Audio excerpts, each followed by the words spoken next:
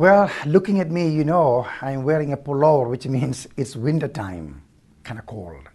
But I remember my first encounter with ice and snow. It's awful.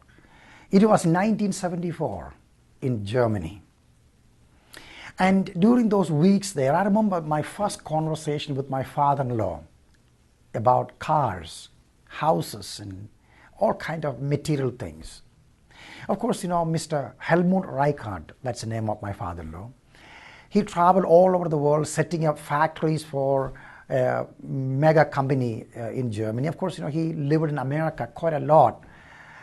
And he said to me, son, I want to give you a piece of advice. I said, Father, tell me. He said, you're going to study in America, but keep this in mind. Americans like huge houses, but also the biggest cars they can find. It's kind of a status symbol. Then he said, remember, son, a car is something you use to transport your little body from one place to the next place. It is not a house that you live in.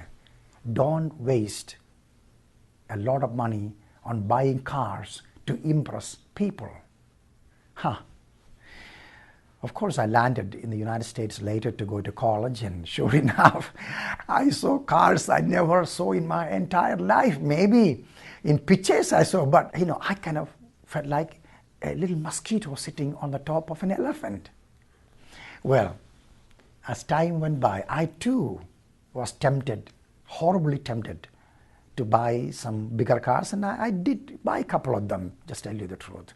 But it didn't take very long before I found out, what am I doing? This is not important. You see, I began to read and understand more and more of the reality of a world.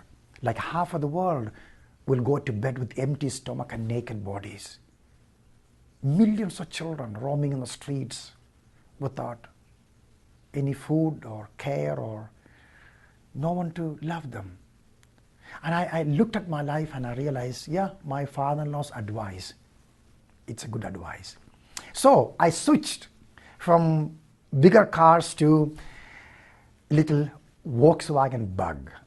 And I'm so glad that over the years, the Lord watched over this little creature and never had an accident. It runs well and takes my fragile little body from one place to the next place I'm going.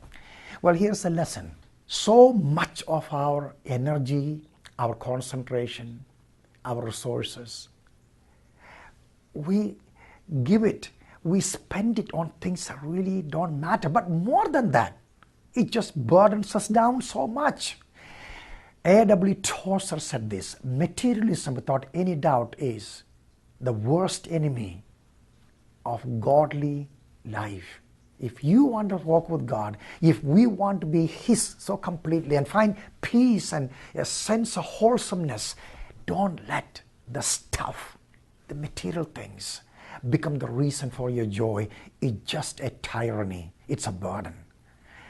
My little bug, I'm happy with it. No, you don't have to buy a bug to be happy about it, but make your own decision as the Lord give you direction.